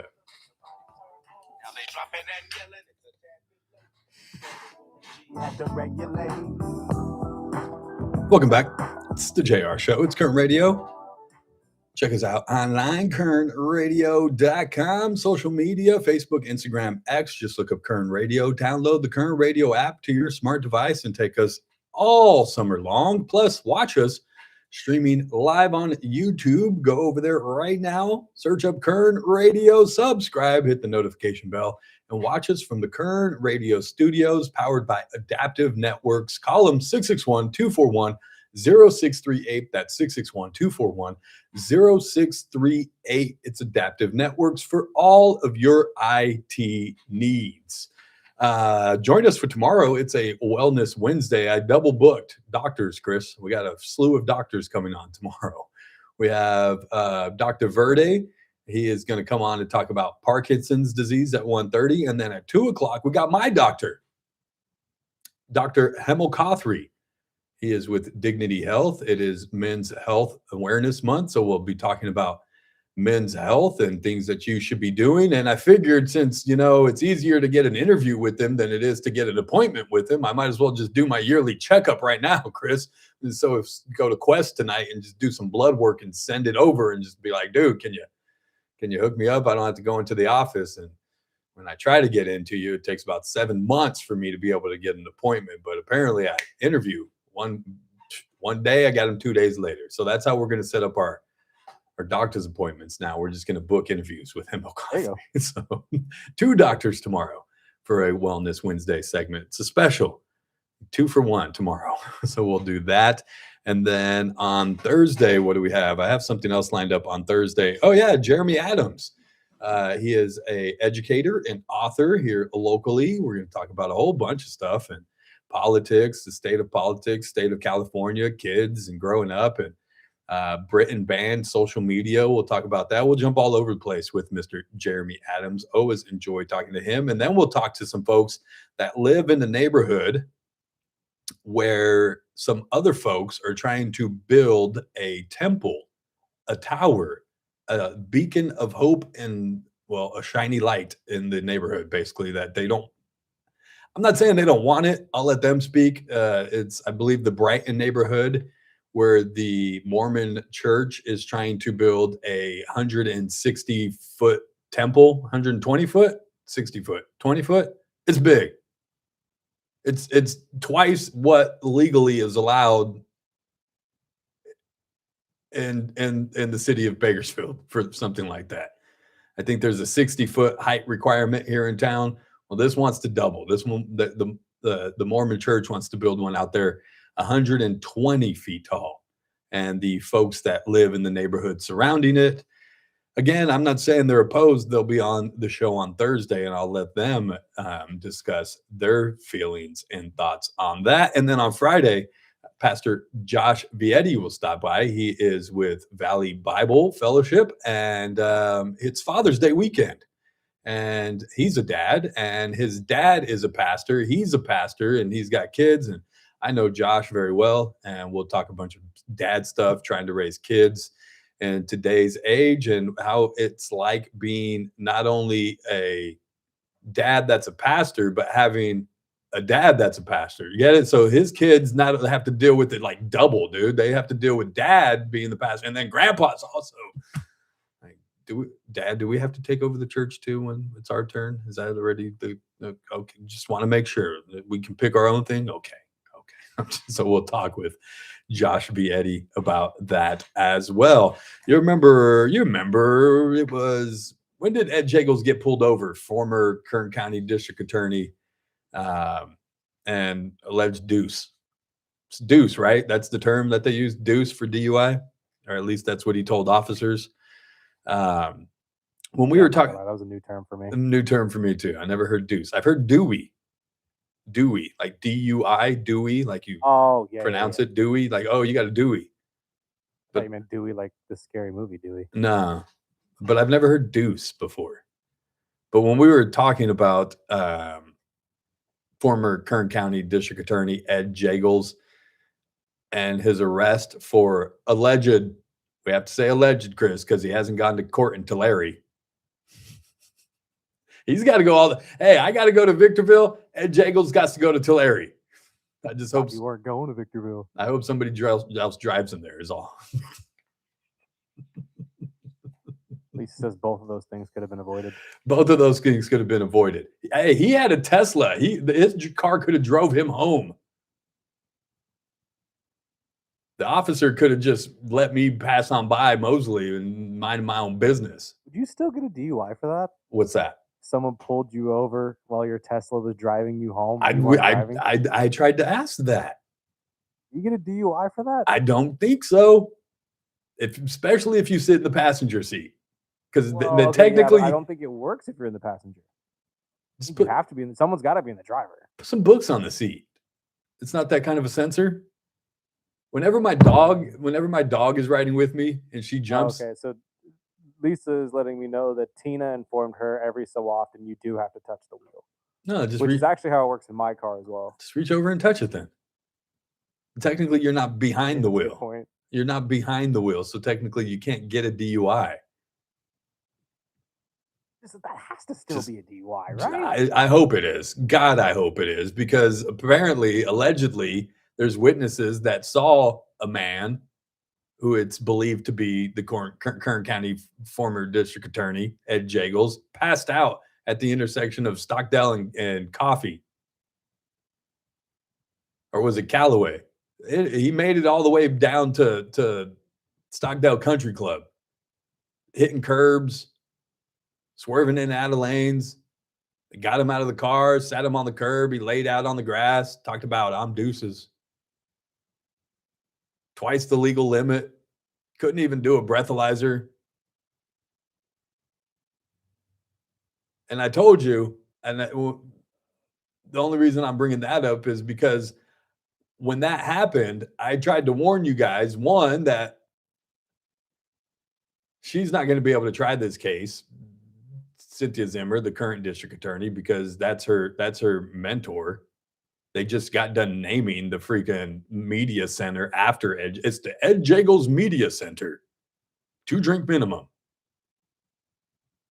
I wish I would go to the press conferences. I'm just saying, if you whiskey sour, please. But I warned you then, ain't nothing gonna happen to him. Not because it's Ed Jagels. Not because it's Ed Jagels.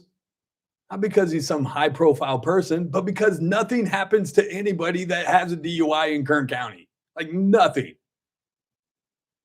I know there's people out there going, but it's expensive, JR.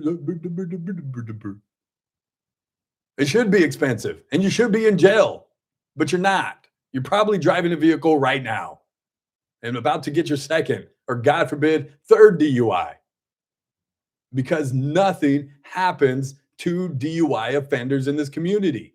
And I, for a while, was saying you have to kill somebody. Like you have to kill somebody to get in trouble for a DUI.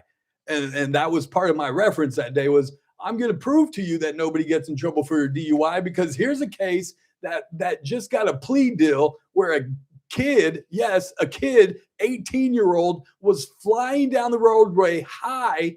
I'm telling you, that's intoxicated driving. That is driving under the influence. He was high, flying at 100 miles per hour, crashed into a grandma and killed her.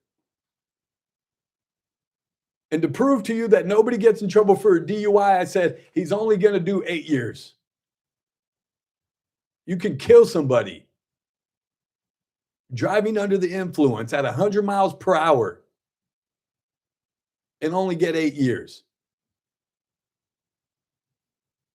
Well, I wasn't the only one apparently upset about that. The woman that was killed, Miss Gayla Price, happened back in 2023. The family is also upset with this plea deal. And they want justice. They're out protesting.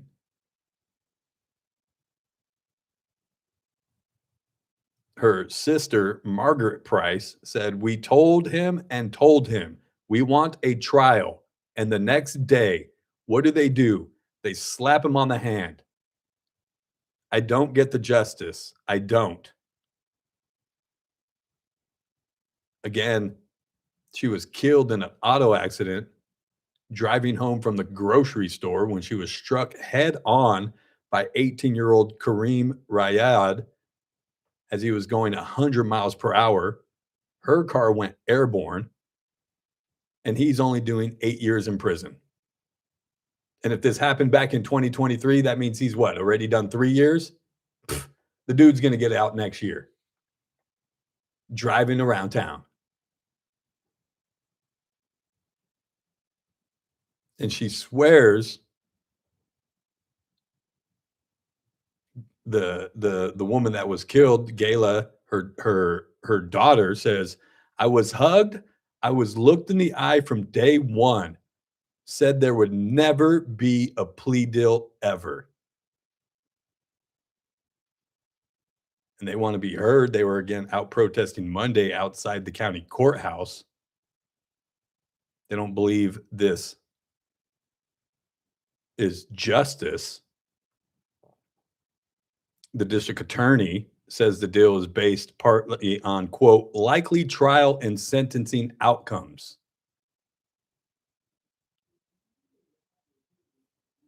The granddaughter says, I think it's just a slap in the face to the family and all the grandkids who are graduating and who graduated. Most of us are driving now, and our grandma never got to see that. Again, her daughter, Crystal, is placing the blame squarely on Cynthia Zimmer. And these are her words, quote, she protects pedophiles of this town and she protects murderers. And to get 8 years on paper, it's not 8 years.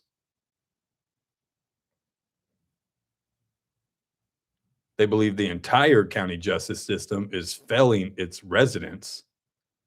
She says, I'm not just talking about my mom, I'm talking about all victims of Kern County. And I feel like I've been bamboozled, strung along for 3 years to say it's a winnable case to have a trial, our day in court, and we didn't get that. Instead, it went up the chain. So I'm going to hold her accountable because she's not speaking for the victims of this town, even though she'll pretend to show up at the victims' right meeting every single year. And there are victims in her own family that she hasn't stood up for. I'm sorry, Price family, what makes you think that she's going to stand up for yours? And this has always been my complaint with Cynthia Zimmer and the district attorney's office. It's never been all the other things that I talk about her about. Yeah, those things happen too. You can talk about the Zach Scrivener case and how she called Sheriff Donnie Youngblood that night instead of calling the police. You can try to blame her for her nephew Zach Scrivener getting off easy. I don't think that's the case, but some people would yell that. But my biggest gripe, and we can get into the favors, the alleged favors, the what looks like Gavin Newsom family right here in Bakersfield, where, hey, support me, and yeah, I can probably get you this and that, a little contract here, a little contract there. Please don't sue me. The disclaimer's up. It's nothing personal. So I can complain about all those other things, but my first and always gripe is how soft Cynthia Zimmer is on crime. She ran on this whole I'm tough on crime and I'm gonna be tough and da da da da da. It jiggles and blah blah blah. I'm tough. And time after time and time after time, she proves otherwise with these plea deals. And you can cry to me until you're blue in the face about budgets and personnel and not having enough personnel. Well, quit making your office such a volatile place to work in that people don't want to work. If you're not a part of her little inner circle group of friends of Cynthia,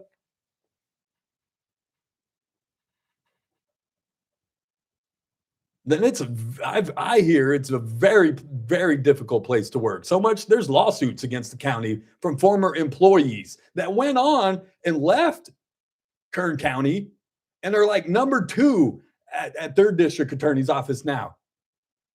But because they were alienated, because they weren't on the side of Cynthia or something, they somehow crossed her.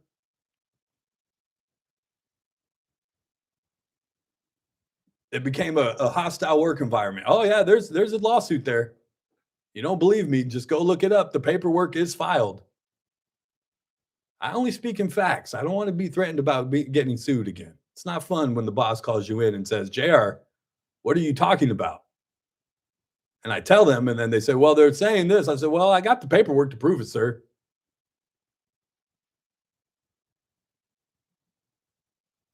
I speak 2 languages, Chris. It's English and truth. That's it.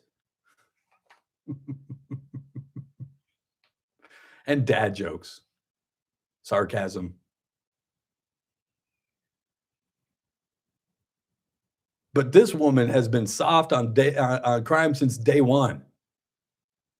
And that has always been my gripe, always been my beef with her.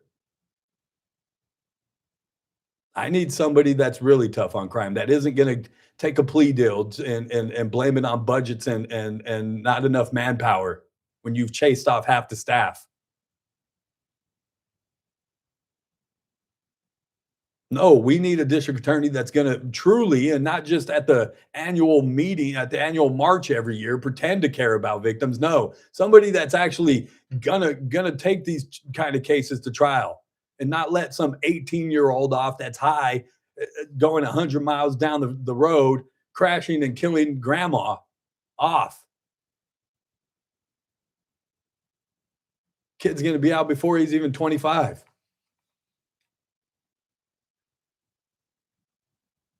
It's insane. We got to get to a break. On the other side of that break, though, we'll find out what we learned today on the show. It's the only title that stuck, Chris, of what we've learned, what we learned on the show today. Still working on that Monday, Mike and movie, me and Mike in the movies. Is that what it was? Me and Mike in the movie. Movie matinees with Mike. Something like that. It's a working title, you guys. But we'll find out what we learned on the program. Who's running for city council? Who's not running for city council? Who can get away with what? And we'll tell you what we're also doing for the rest of the week. It's the JR Show. It's Kern Radio. We'll be back.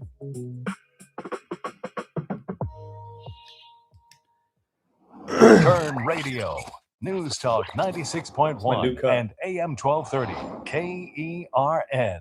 The Ralph Bailey Show, weekdays at 3 p.m. I'll be honest with you. This is the first time. I know I've been critical from the get-go, but I've supported our effort in Iran.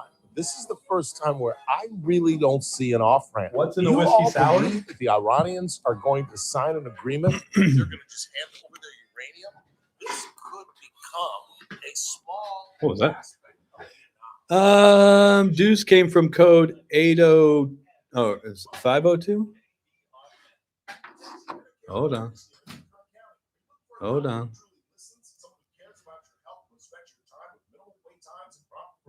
124 feet for the temple there. Yes, 60 feet. We welcome the temple. Just be a good neighbor and follow the city height and bright codes. They'll be on tomorrow. Who is that? G Brot? Or GB Rot? G Brot? Are you part of that neighborhood? The fine folks will be with us on Thursday. So make sure you don't miss that. Anthony Leary, Deuce came from code 502. DUI, Deuce. How do you know that, Anthony? Because I know you are not in law enforcement. I'm just kidding, Anthony. Tell your mom I said hi. Are they going to rename it now? No, I doubt it. I highly doubt it, Mary. It's still going to be the Ed Jagels Media Center. What's in a whiskey sour? Whoa, whiskey? Yes, you are part of the neighborhood. Are you coming on Thursday, or is that somebody else in the neighborhood? Sorry, I've got so many text messages. Did I lose audio? Where are we at? Oh, scared me for a second. Wasn't sure what was going on there. Couldn't hear the station anymore. Whiskey sour has whiskey. I prefer like a Woodford for whiskey sour. But it has what is it called? I'm trying to remember.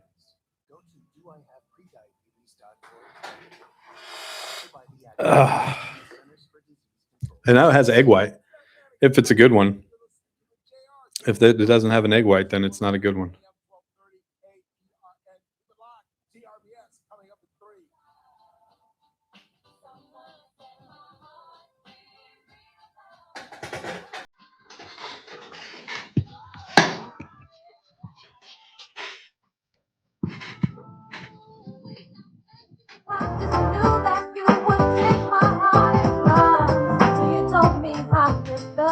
Welcome back. It's the JR Show. It's Kern Radio. Check us out online. KernRadio. Sounds like I have a ringing in my ear. I don't know if it's my headphones. I think I'm losing the hearing in this side. Not my headphone, like my actual ear. Just Well, with as loud as you keep your headphones, that makes a lot of sense. what? Exactly. I'm just kidding. Welcome back. It's the JR Show. It's Kern Radio. Check us out online, kernradio.com. Let's find out let's check the text message board first, I guess, before we find out what we learned. 661-842-5376. What's that? I was just about to say, before we get into the text Yes. messages, Anthony did call in and let me know that a 502 at one time was called a deuce. Yeah, apparently he said that in the chat on YouTube as well. He said the deuce came from the code, I guess. The codes when they call it in, like 211 is a robbery, homicide. Sure. No, robbery. 211 is robbery. 187 is a homicide, a murder. And then the 502 apparently is a DUI. And the 2 with the deuce, I guess. I know Anthony's not in law enforcement, so I was just kind of curious how Anthony knew that information. Tell your mom I said hi, Anthony. Anything else on the board there before what? Nothing. My millennial brain just kicked in. I was just like, that could be the worst insult of all time. Which one? No, it's not like that. It's not like that. I know it's not, but like people who don't know. People that don't know who his mom, tell your mom I said hi. That is kind of messed up. Come on, dude. That was funny, but I didn't even mean it like that.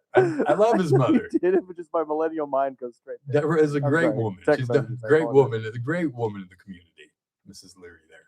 She It is. was Anthony Leary, Adored right? woman. Yes.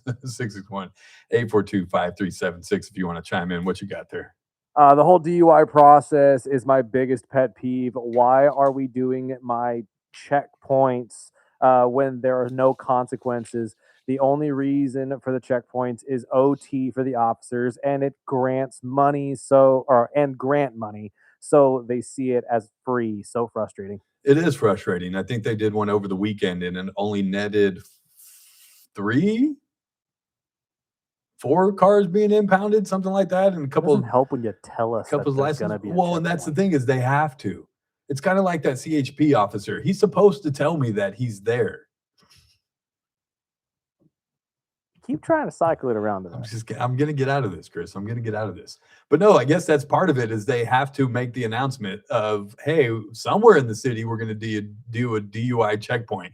And that, I guess, is supposed to deter people from drinking that weekend because, they're going to do a checkpoint. I shouldn't drink and drive this weekend. Instead, somebody goes, they're going to do a checkpoint. I should look up where they're going to have it at because that information gets out all the time and it's posted somewhere on Facebook because people are idiots and want to tell people how to get away with drinking and driving. And they should probably be held liable in court if somebody gets killed.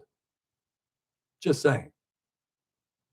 But yes, I don't think the DUI checkpoints do any good. I think you'd be better off saturating like downtown or some bars out there by Rosedale or something. You know what I mean? Come on. You know where people are getting sloshed at the bars. All you got to do is hang out and see who drives off. If you can wait for me on the side of a freeway to go by doing 85 and a 65, you can go hang out by the bar and wait for Johnny to leave drunk. 100%. Just saying. DUI checkpoints are worthless, a waste of grant and taxpayer money. I don't think it's a grab. I think it's just a terrible idea. Anything else before we leave here? One more we can squeeze in. It's a sad day when the city taxpayers must rely on the county to keep the city legal. Well, yeah. Again, I don't completely agree with the entirety of what the county wanted to do and get bond money. It's basically a borrowing situation in which we would have to pay back interest on that bond and not us. I mean, probably my daughter and her kids. I still go back and say, how the hell did we get in this situation to begin with? Who dropped the ball? And let's start holding those people accountable. We're in the mess. We got to pay for it. Yes, it needs to be fixed and done. But let's get rid of the people that screwed it up. I got to get out of here for the day. Stay tuned for the Ralph Bailey Show. This is the JR Show. Lily, Dad loves you.